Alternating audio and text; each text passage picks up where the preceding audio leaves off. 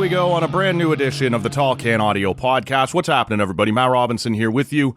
Welcome back inside the TCA studio in beautiful Bytown, Canada.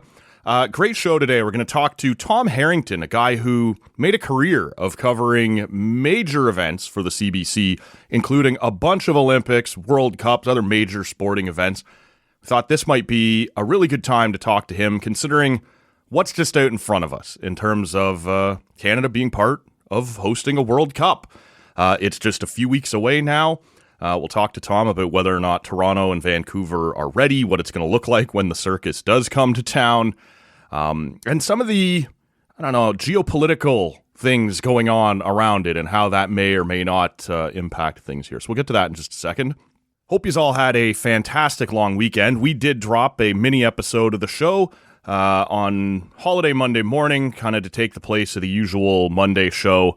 When we start off a new week and it's a short week coming out of a long weekend, things can get a little bit messy. So we thought we would save this chat with Tom for Tuesday when everybody'd be back to work and back on schedule, but didn't want to leave you hanging on Monday. We got into some talk about Montreal and Buffalo and what that series had looked like. By the time you're all hearing this, you'll know how Game 7 has played out. Carolina will have been waiting for 12 days by the time the third round starts here in the Eastern Conference.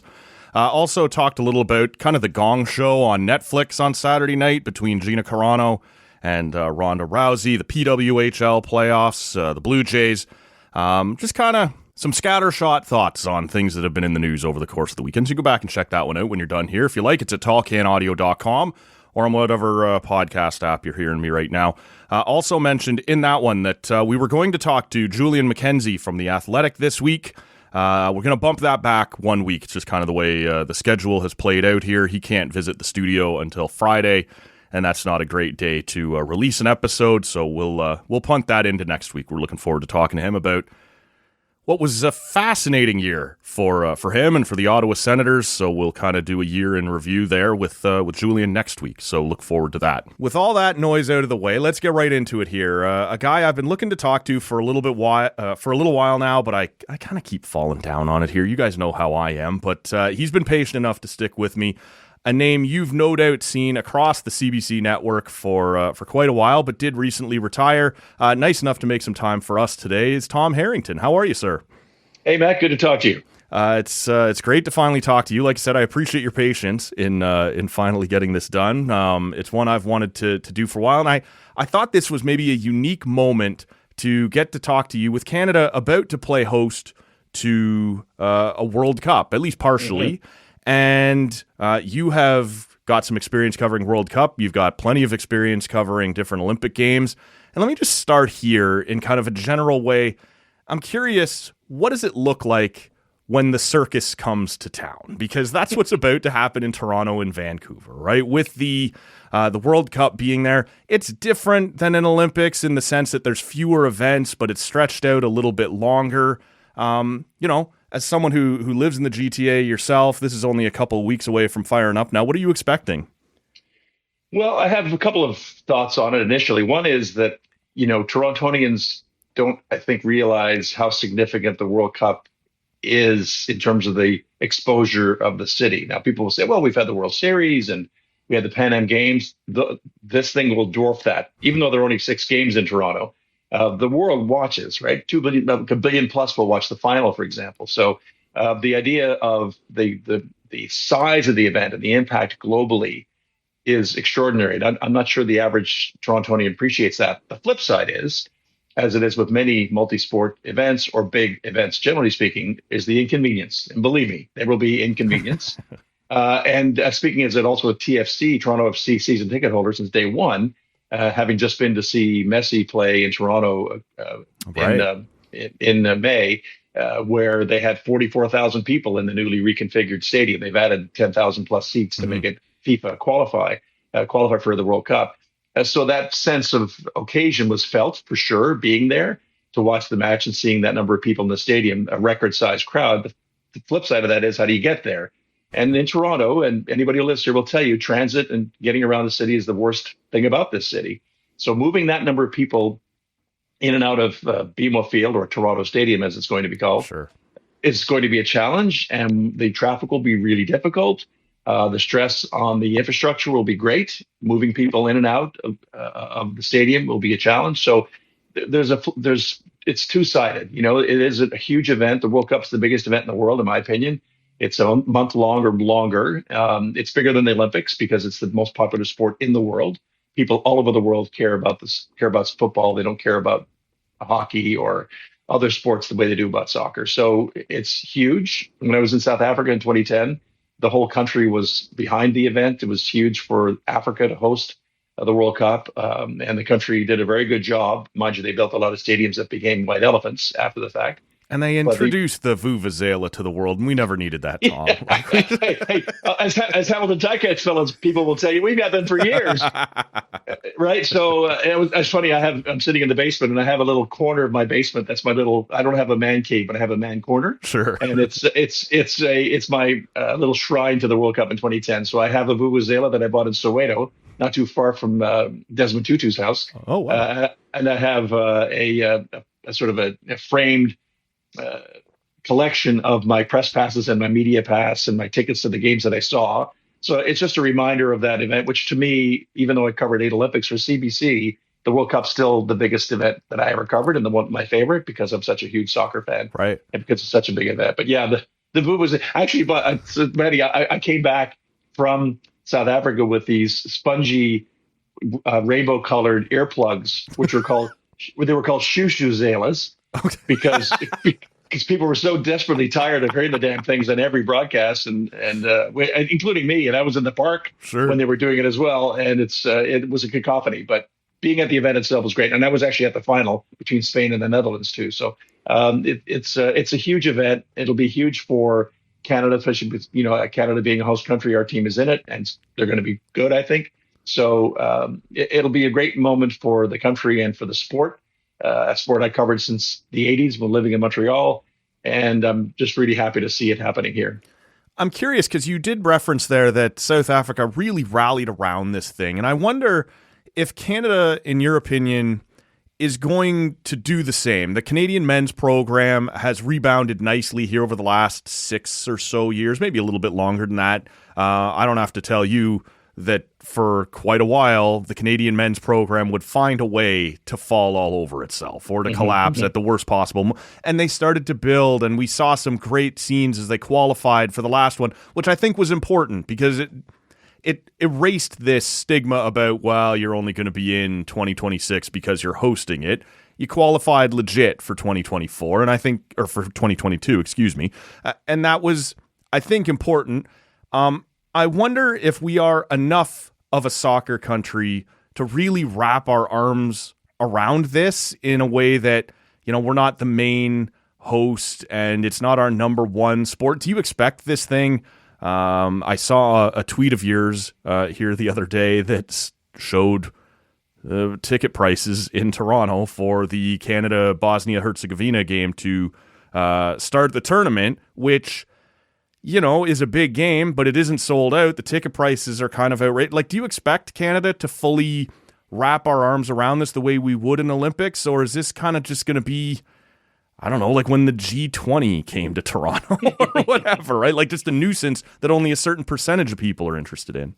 I would say, given the growth of the sport in Canada over the last 25 to 30 years, particularly driven by the availability of the Premier League on television, things like that I think Canada will embrace it. I think Vancouver, which is a good soccer city, and Toronto, because of its diversity, is a pretty good soccer city. Frankly, if TFC was a better team, they'd be packing the place because they used to when they were good. There were 30,000 there. So there is an appetite for it. And I think once the tournament gets really close, the week building up, and people start arriving from all over the world, and they will. I mean, there'll be people who probably won't come because of the expense. They won't go to the U.S. because of the political situation. But I think people will embrace it. I think Canada's much more of a soccer nation than it used to be.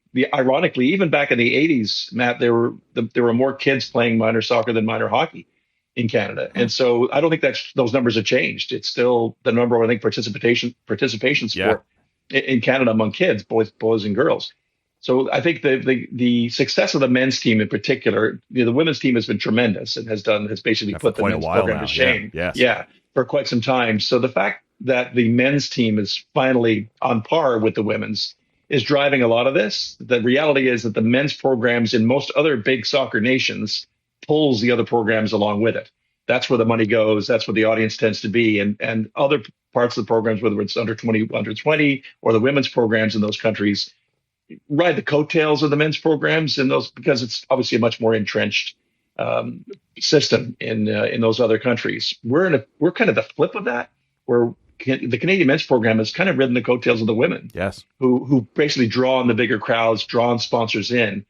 But on the world stage, the Women's World Cup is huge, but the Men's World Cup is bigger. Mm-hmm. And so the fact that Canada is now in it, even if it's two times in a row and once because we're hosts, it doesn't matter. It just makes it gives a chance for the sport to really take root in the population among boys and men. And we're competing for athletes. For soccer competes with hockey and basketball and baseball and many other sports. In other parts of the world, soccer is kind of not the only game in town, but the biggest game in town by quite a margin. So I do believe that the country is ready to embrace the game, because literally there are way more people playing it and watching it and attending it too. In all 3 MLS cities, for example, and the number of Canadian players doing well overseas has also made an impact. Let me stay on this for one more question here, and that would be the idea that we almost had Italy in Toronto, and whether that would have changed things or not, right? There is a strong, obviously, Italian population in the greater Toronto area, and that had they won their qualifier and come, that maybe tickets would have sold a little bit better, but it would have taken away from the Canadiana of it a little bit. It might have split some of the allegiances. Do you think that makes any difference in the lead up here and how this group is going to play out for Canada? I do think had Italy made it and played that first game, it would have sold out. There's no question about that, and it would have sold out at whatever the prices would have been. I think you're also correct that you would have had a stadium of 45,000 people, in which at least half or more would have been cheering for the visiting team. Right.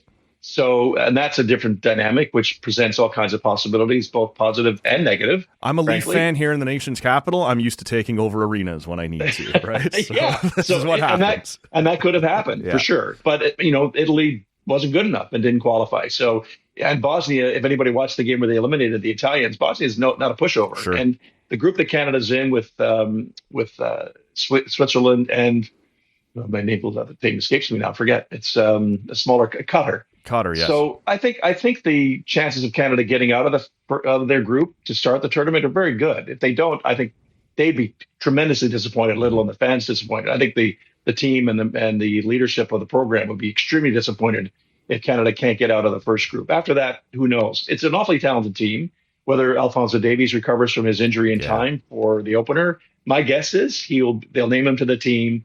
He won't play the opener because he won't be quite ready, but he may play the second game. That's my own prediction.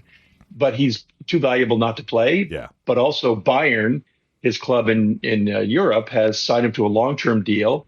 I think they're leaning, I believe, on Canada to not let him play because they want him healthy for the whole summer. Yeah, the politics across this sport are incredible, right? The number of competing interests. Yeah, absolutely. And it's kind of unlike a lot of other sports that way.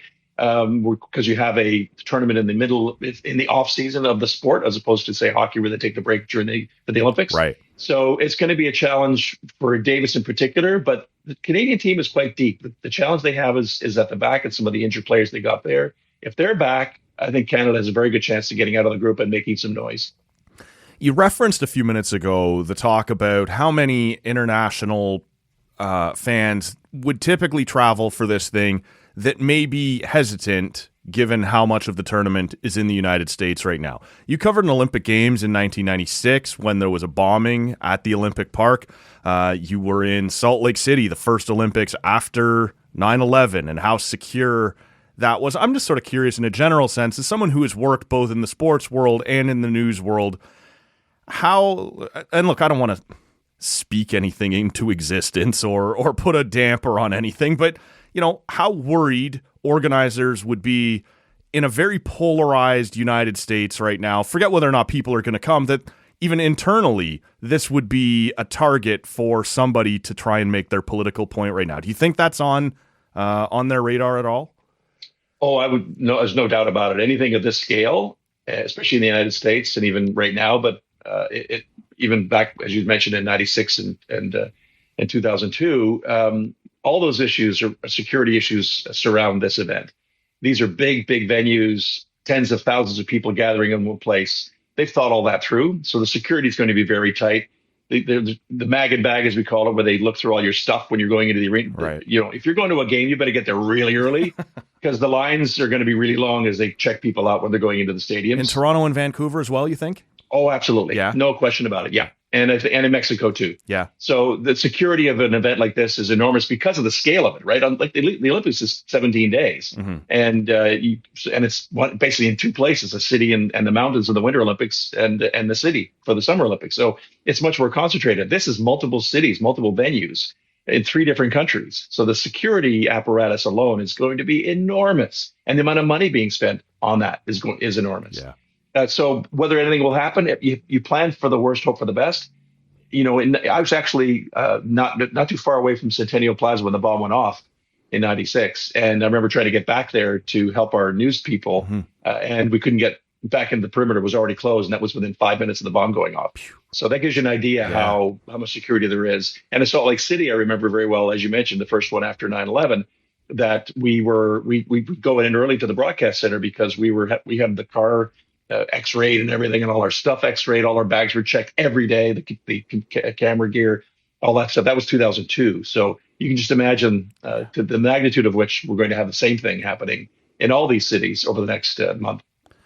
Was this a worthwhile investment for Canada to be a part of? And obviously this triumvirate, having the 3 countries hosting part of it, long outdates, the current political atmosphere, but just the world that we're looking at, in a general sense, having Canada host some World Cup games, at least Canada's, group stage will be here in Canada. Was it a worthwhile investment, or is this, like so many big sporting events, one of those things that is going to be, looked back on as and we spent a lot of money on that. Was it worthwhile?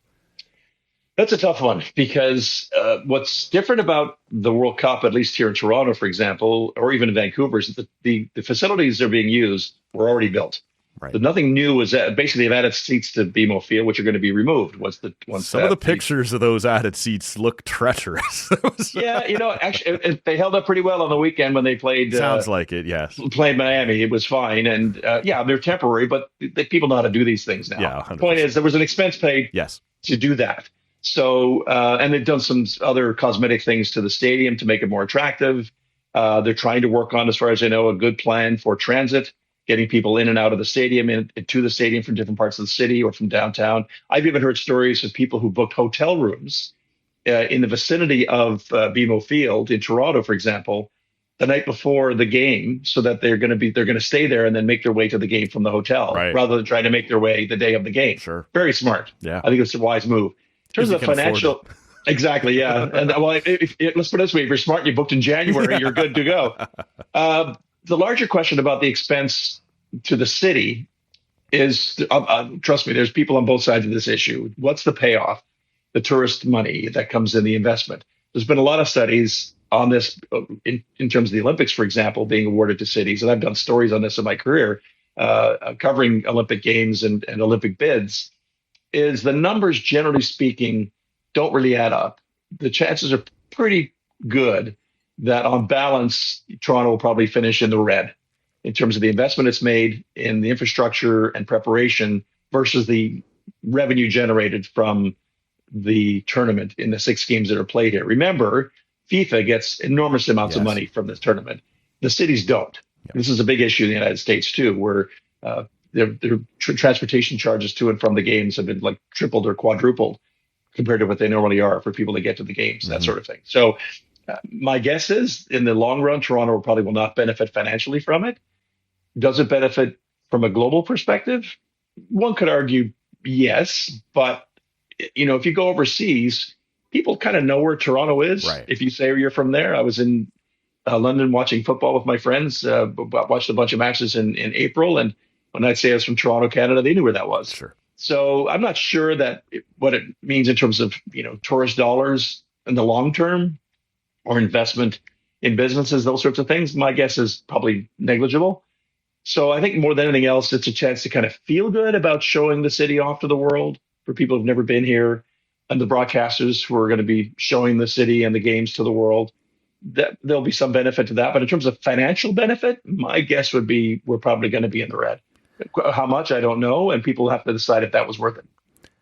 I guess part of the value proposition is the idea of turning people onto the sport, right? I think back to London 2012 when, look, I'm not a soccer fan at the time at all. Neither is my dad, but he and I take, I guess it would have been the August long weekend or Labor Day. I can't remember, but it was a holiday of some kind when the Canadian women are playing their semifinal on a gorgeous, sunny, long weekend afternoon in cottage country, and we're sitting there watching a soccer game, which would have been unheard of.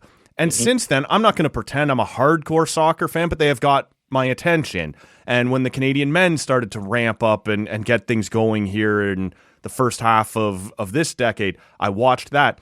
I'm not a guy who's going to sit down on Saturday morning and watch the Premier League, but like a lot of sports, if it's got a Canadian flag on it, you can get my attention and you can sweep. But you did reference a little while ago that this is already a popular sport in this country. It is something easy. My niece and nephew who aren't traditionally, soccer people at all, but that's just what kids do in the summer. You sign them up for the local soccer team. Is there a return on investment in that way where you can turn a bunch more people onto the sport because the World Cup has been here?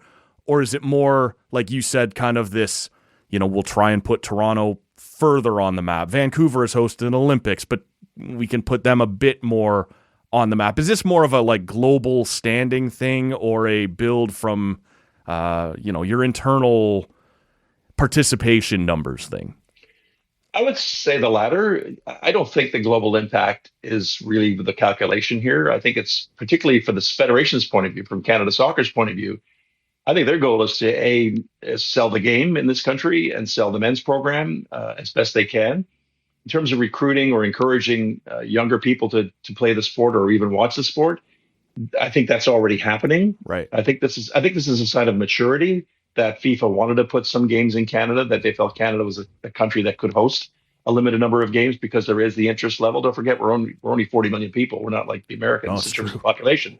So the fact that the games are here is an indication of where the sport stands globally in this country, that we are actually hosting a dozen World Cup games. I think that's impressive. Trust me, having covered the sport like the way I did very passionately for decades, it's hard to believe it's actually happening. Right. I was actually at the game when Canada beat Jamaica to qualify for Qatar in 2022, freezing my ass off in BMO Field. I've been at Grey Cup games, man. I've been on ski hills, everything else, covering sports event. I've never been so cold in my life than I was that day, and I was dressed for it. Right, it was incredible. But I was literally moved seeing the Canadians clinch a spot in the World Cup. I thought in my lifetime I'd never see that happen. I know it wasn't the clinching game, right? But I think of the back-to-back or the series against Mexico, one at Azteca, and then you go back to Edmonton, and they're calling it Ice Tech, and I'm like, I can get into this. Like, this is so over the top, Canadian cliche, but I'm loving every minute of it. Let's do it. Let's do the Snow Angels. Let's jump into Snow. But it's part of Canadian sports folklore 100%,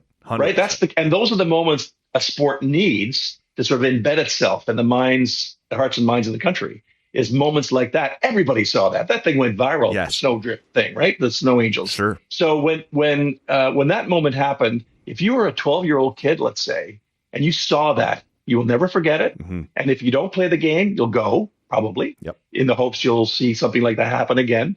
And so I think those are the kind of moments that we're seeing with the sport.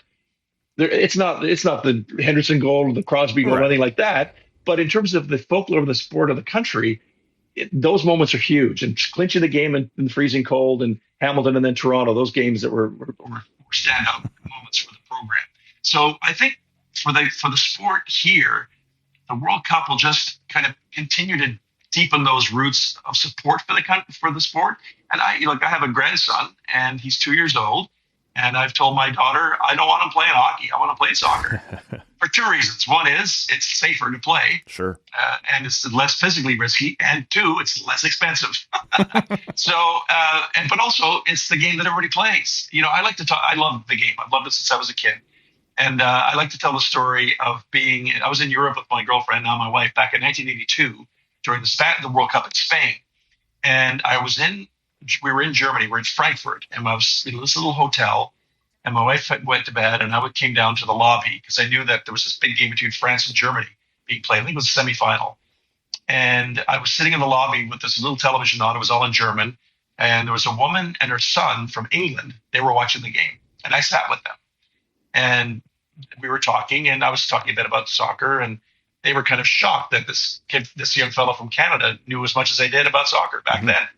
And just the shared experience from people from two different countries in watching that one game, which turned out to be one of the most monumental games in the history of the World Cup, was really powerful to me. And I've often said the one thing about soccer is no matter where you go in the world, there are very few things you can talk about that you'll have in common with people you've never met in a strange country. Right. One of them's the weather, and the other one is soccer.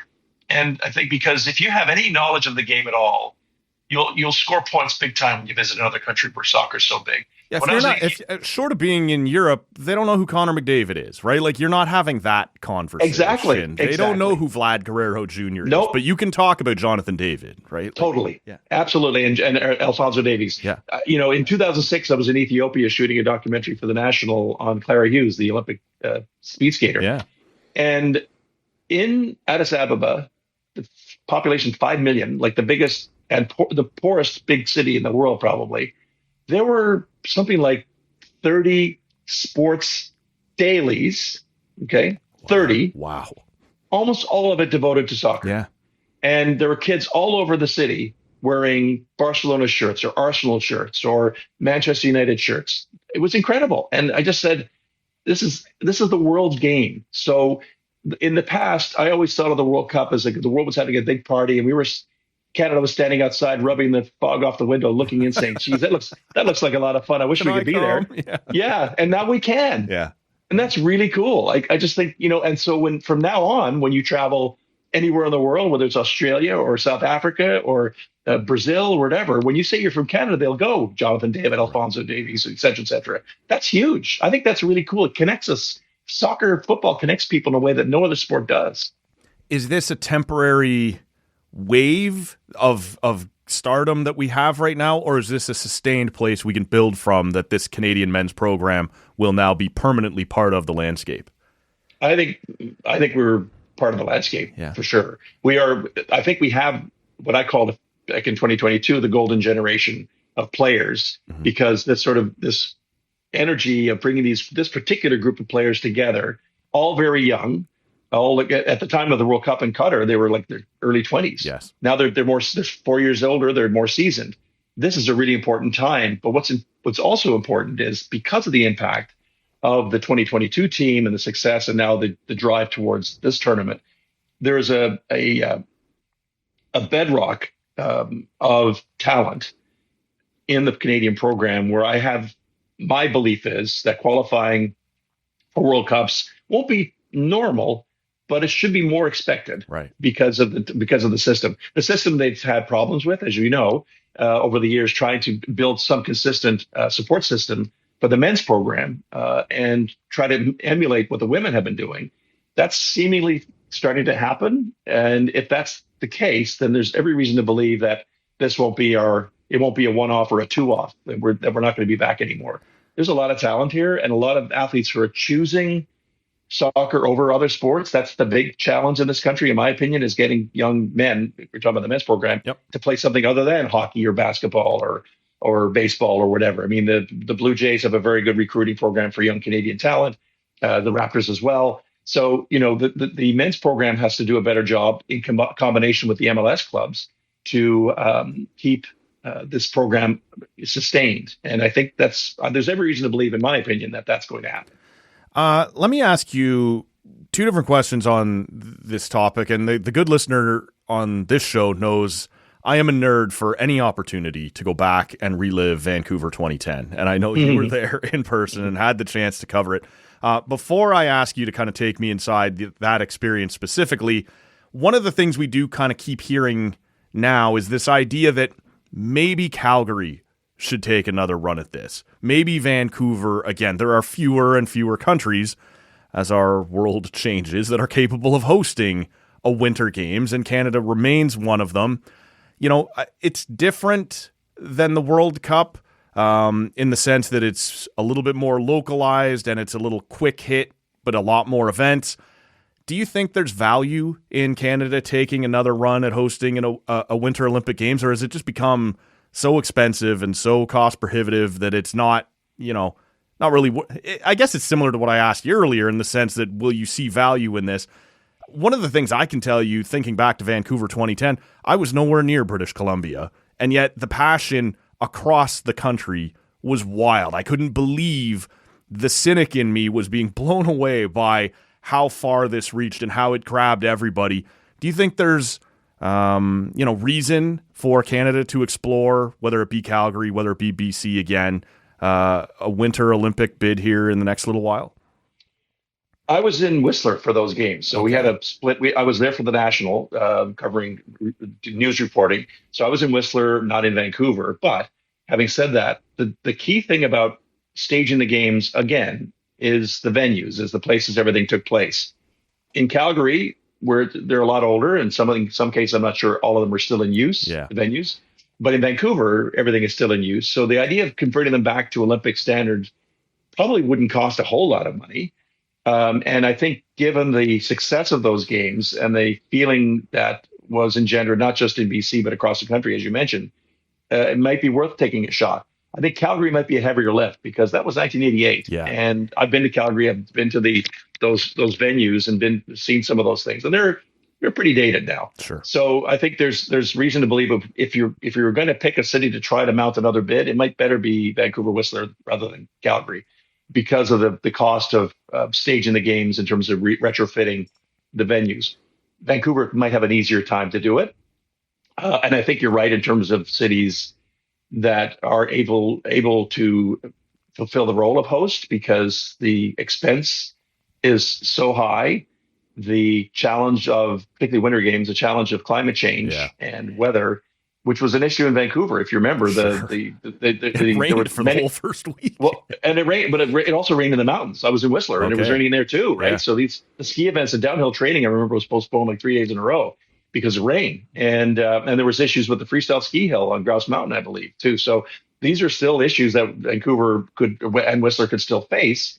Rain is not so big for the ice events; it's big for the snow events. So, and now that the Winter Games have kind of become basically a two-city competition, because they put the ice events in the cities and the snow events in the mountains. Weather is a key factor too. So, I think, you could probably, I would say, yes, if Canada wants to do this again, Vancouver and Whistler makes more sense. But whether it's worth the investment overall, that's above my pay grade, especially now that I'm retired. The IOC, perhaps correctly, seems to be softening on the idea of, if we're doing this again, we're not going to keep building brand new, like we can reuse some facilities. And so that would, as you suggest, lend credence to Vancouver over Calgary. Like 1988 facilities are, as much as you want to be financially responsible, you have to be realistic a little bit too. Look, I can't help. I have to ask you about this. I am such a nerd for the Vancouver Games and everything that it did, and the names that jump out at you were up in the mountains, Alex Bilodeau. When you think about John Montgomery, when you think back down, Joanie Rochette and everything that she went through, that was such a moment in Canadian history and Canadian sports history. I get into it every 2 years when we have an Olympics, but I am still fairly cynical about it right up until the moment that it launches, right? It's the same way every couple of years. And look, we'll never forget that Crosby scores the golden goal and Poulin kicks off her legendary career in that. But everything else that went into it, can you just take me inside of hosting an Olympic Games in Canada and where that ranks for you in your career, how it stacks up to other Olympic Games that you covered? I just want to open the floor to you as someone who was there to kind of, take us inside your lasting memories of being at Vancouver 2010. So this has to come with a caveat, because you may not remember this, but in 2010, CBC did not have the rights. That's right, yeah. CTV did, and they had the rights to London as well. they overbid for the Vancouver game, so they wanted them so badly, and they spent like $30 million more than they should have to get them. So that compromised not only my ability to cover the games, but also my ability to give you an overall picture. A, because I was only in Whistler, not in Vancouver, and B, because I didn't have the access to the games like I used to have at the other games. But you were there. I was there, and I you know what? The biggest story. Here's a name for you: Nodar Komaritashvili. Do you remember that name? That is the run before the opening ceremony, the practice run, right? Is it not at the Skeleton? The Georgian who was killed. Yeah. So that was the story I did for the first week going before the opening ceremony. I cover that story for the National, right? Pretty well every day. It's kind of a downer, Tom. No, I know, man. What can I tell you? But that was my first story to do, and also because we had such limited access because we're not the rights holders. But believe me, what you really need want to know about is when you're not a rights holder, what it's like to cover a game. Sure. Because having been a rights holder, and then not, it's very different. And so I have felt what the TSN and CTV guys have been feeling and Global for that matter, have been feeling at previous Olympics. You have no rights to the footage. You have no rights to the venues. You have no rights to talk to the athletes unless you can get them outside the venues to talk to you. It's really, really difficult to cover the Olympics if you're not the rights holder. So you're almost on the periphery of what's going on. What was interesting about being in Whistler, because it's a small ski village, not small anymore, but anyway, it's pretty well developed, but still it's a pretty concentrated environment, is that you could still feel Olympic spirit. I have a picture upstairs in my house of our little 10-person crew in Whistler standing in front of the rings, which are in the town center, right? And which are still there, by the way. So we had that experience of just being in the city or in the town while the games are going on. And I remember the day of the gold medal game, I actually had of the gold medal hockey game. It was the Sunday. I was in the center of Whistler, and they had a gigantic screen playing, showing the game, and it was packed, hundreds and hundreds and hundreds of people in the tiny town square of Whistler. And after the game ended, the place obviously went bananas. The Blue Rodeo, Jim Cuddy and crew came on stage to play, and I thought to myself, can it get any more Canadian than that? You're in Whistler, BC, watching a gold medal hockey game that Canada wins, followed by Blue Rodeo. I mean, gee, that's a trifecta for you. Yeah. But so that was kind of my experience, but it's not the same as the experiences I had in other games where I was literally covering the games. I was at the venue, was at trackside or poolside or covering big news events or covering big scandals. Tell me a little more about that. Like, can you get into the press box in the arenas, or is that just for rights? They keep you that far out. Okay. Yeah, you can't even get into the grounds around the stadium. My goodness. Oh yeah. So I certainly understood the exclusivity of the TV broadcasts and who had first bid on things and what. I still thought other media would be allowed into the press box at minimum. Not a chance. No, eh? And even as a rights holder, there are limitations. Sure. Like I remember must have been 2000, maybe in 2006 in Turin, trying to do some shooting, and that was with CBC News, and we were trying to shoot a story, and they wouldn't let me shoot inside the arena. Like I said, I have show my badge. I'm a rights holder. No, you can't. So it's a more and more controlled event. But that's actually how sports has changed, generally speaking, from when I used to cover it. That I'm certainly talking to colleagues who work in it now. Like back in the old days, there, Matt. I could literally go to the coach's office and sit down across from him and chat with him, one-on-one, not even ask permission, just go in. And I could go in the dressing room after games and talk to players and in their towels or whatever, or in their sweaty jerseys, and every sport. Can't do that anymore. The players come out to you, and there's limited access to the dressing room and these sorts of things. Well, even further than that, we're having a conversation now about the Rogers takeover of MLSE and our Bell reporters for TSN getting the same access, and early returns would suggest not around the Raptors, and like it is clamping down all over the place, right? And I think that's a real problem. I really do. For sure, I think what's happened is, and this was even beginning while I was still covering sports, like 25 years ago, is teams were already deciding that they didn't need the media. They'll still sell tickets. People will still watch. Right. We don't need the media to tell these stories. It's not as important as protecting the players, which is kind of, I think, what they believe they're doing. Most players are quite happy to talk to reporters. They kind of like the banter, and they know reporters are, generally speaking, responsible. Sure. And will do the right thing. So I think that's an unfortunate dynamic, and I think what it does is creates this sense of more and more separation from the fans, and the idea that now the only way you can know what they're thinking is follow them on social media, and their accounts are often managed by other people anyway. So, it's not the same. I lament that. I feel pretty lucky that I was covering sports in a time where I had that kind of access, and I could go places and talk to people and have those experiences, get champagne dumped on me or whatever the case might be, because I was in there, and it's harder and harder to do that now.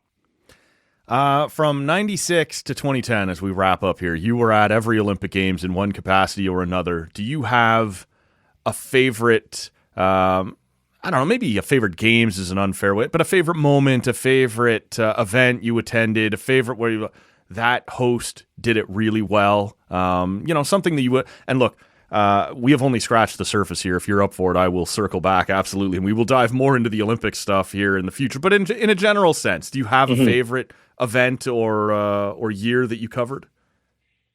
It's tough. The first three I did were for sports. So I was a commentator, like in Atlanta in '96. I was doing women's softball and canoe kayak. Called a medal, a silver medal in canoe kayak in those games. Yeah. '98 I was in Japan for CBC Sports again. Did freestyle skiing, which the team went in as a heavy favorite and flamed out. Yeah. And then in 2000, I was there for sports as the interviewer at swimming and track and field. Okay. And they had never done that before. They came to me going into the fall of 2000 and asked me to play that role. They never assigned one person to do those two. They're the two biggest sports in the games. For sure. So you had to be there morning, noon, and night to do the preliminaries and the finals and the semis and everything else in all the events in swimming and track, which was an incredible assignment. I think that's the best assignment I ever had. And I'll tell you one story about what it was like to be there and the importance of being there all the time, being the same face. So I was in the mix zone. That's what so this is Sydney do the 2000. interviews. Yep. Yes. Yep. Which was a tremendous games. Yeah. Like, certainly well run. The country was hugely behind it. A lot of fun. So I was in the mix zone doing interviews. And so there were people in a row in a small little area, probably like 8 by 10 or like not 8 by 10, but like really small, right? And it's like people said it was the most expensive piece of real estate in the country because everybody had paid an enormous amount of money for that spot. Yeah. I was seventh in the row. So Channel 7 network, the Aussie host broadcaster was number 1, NBC was number 2, blah, blah, blah, down the line. I was number 7. Anyway, so I was doing swimming for a week and then track and field for a week. So in track, the Sydney Games built the biggest Olympic stadium in history, 110,000 seats, Stadium Australia. Yeah. And it was packed all the time, even for the preliminaries in the morning. It was full. So one day, it was the 110 meter hurdles. And I was there first thing in the morning, 10 o'clock. They're starting to run heats, and there's like 10, 12 heats, right? Yep. So a fellow named Mark Crear, who was an American hurdler, very good one. People might not remember this, but he was in the 110 hurdles, and in the first heat, he false started. So in those days, if you false started twice, you were kicked out. Right. So he false started, and then the heat went on, and he finished second. He qualified for the next round. So when he came down, I talked to a bunch of people. When he came down, I stopped him, and I told him who I was, and we had a chat and talked a bit about the race and about the false start, what happened. He said, it's so crowded here. It's so noisy. You hear stuff go. People are talking and carrying on and making noise. I just snapped. So that was interesting. He said, it's never like this in Europe. In Europe, nobody goes to the morning sessions. They all go for the finals at night. So he was trying to get used to that. So the next heat comes up, he false starts again, right? So he doesn't do it again. He qualifies, moves on the next round. Comes down the aisle. Comes on the mixed zone again. He stops. We talk. We do the whole thing about false starting again and what he was thinking about. Blah, blah. Anyway, I'll fast forward. So he makes the final. So in the night, he wins a silver medal. So he stops. He talks to 7. He talks to NBC, and then he walked right past the other guys to me, right? So I wish him congratulations, and we weren't live. You'd become his lucky charm or something. Well, this is what he. So I said. I said, Mark, congratulations on the silver medal. What was going through your mind on the starting blocks? He said, you.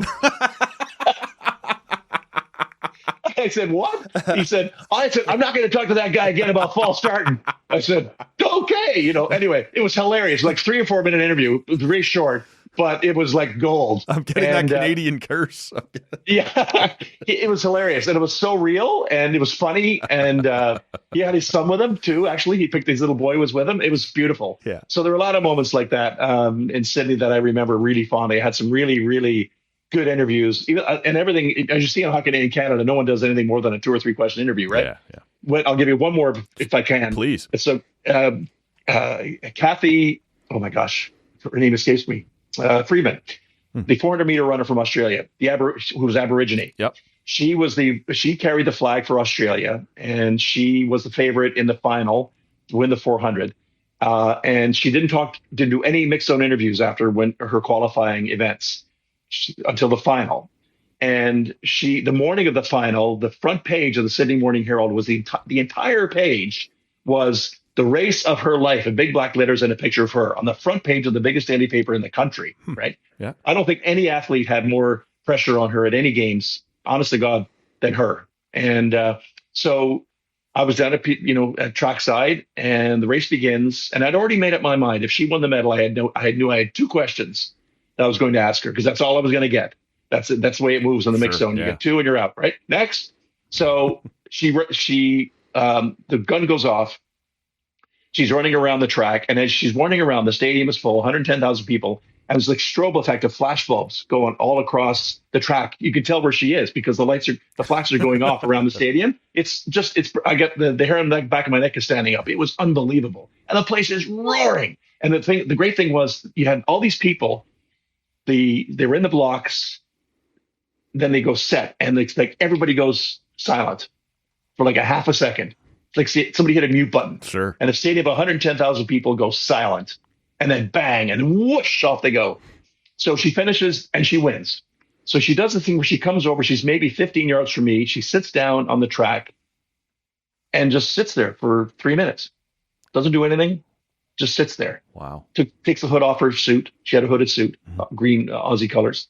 Just sat there, and then she gets up and she slowly does somebody passes her an Aussie flag, and she trots, does a full lap around the track. It's unbelievable. So then she comes to do the interviews. So she she does everybody, all 6 broadcasters before she gets to me. And to preface this story, her biggest challenger was a woman named Marie-Josée Perec from France. And about a week before the games, she left the country. It was a bit of a scandal. We don't know what the story was, but she left. I vaguely remember this. Yeah. Okay. Yeah. So that made Freeman even more of a favorite. Sure. Right? So the pressure on her was enormous. So finally she comes to me. I think this was live. So the first thing I said to her was, I said, there's been so much happening. I talked about the newspaper. I said, how did you keep from going insane? And she kind of cackled and sort of gave this really good answer, which I don't remember. It was very good. And then the second question you said that the Aborigines of Australia have never been treated properly by the government. What impact do you think this gold medal will have on that effort to bring more awareness, something along that line, right? And her eyes bugged out of her head because I think nobody had asked her that question at that point. And she gave this really, really profound answer. And then I just said, thank you. And she looked at me and she said, thank you. Right. Yeah. Those are the moments that stick with me, because like when you can cut through stuff, you cut through the typical, the cliche stuff. How good does it feel to win a gold medal? No, I'm going to ask you something real here. Yeah. And you know what, to be fair, Matt, asking people how they feel, I don't have as big a problem with it as other people do, because there's times you should ask that question. Sure. But in this case, the question around the Aboriginal issue was really important, because she talked a lot about that before the games, and that's what doing your research. You're going to get a better answer from somebody if you ask them about something that's important to them. Right? Absolutely, yeah. And that's I made Ken Dryden cry because I did questions like that. So yeah, I mean that's the thing, and that's why I love the job I had in sports, because I was trying to do something that people weren't doing in my sports career, which was to try to do journalism and try to ask people how to get people out of the box. Yeah. No, look, Tom Harrington, man, I can't tell you how much I appreciate your time. And there's 100 different questions I could ask you about your Olympic experiences. But look, with the World Cup right out in front of us, I couldn't pass up the opportunity to draw from your experience and what that's all going to look like. But if you're up for it, man, we can do this again over the summer, and I can get to the rest of my page full of questions here about Olympic if you're up for it, man. I can't tell you how much I appreciate this. That was a real pleasure, and I'd be happy to talk to you about it again anytime. Okay, there goes Tom Harrington. That was great. Really enjoyed the conversation with Tom, as we talked about there. Guy has covered some major moments where the real world has impacted on sports. We'll see how this is all going to shake loose as the World Cup begins in Canada, the United States, and Mexico here in early June. And yeah, I don't know what to make of the idea of Canada hosting another Olympics. The IOC is always a terrible organization to try and do business with. We have seen evidence of that over and over and over. But they are getting more desperate. And if they are prepared to allow hosts to use some existing infrastructure and not be quite as on the hook for building quite as much as they used to insist on, I don't know. Maybe it's worthwhile. It was a thrill, honestly, and I wasn't even in BC, but Vancouver 2010 in this country was amazing. So you do kind of get a little nostalgic for it, but man, there's a lot of reasons not to do it as well. So we'll see here over the next little while how interested governments at all levels across Canada are in getting into bed again with the IOC. Thanks so much for checking this one out. We will be back with you later in the week, so stay tuned for that. My name is Matt Robinson. Make sure you're subscribed to the pod wherever you're hearing me right now, and give us a follow on social media at Tall Can Audio. Let us know what you think there. Until next time, have a great week, everybody.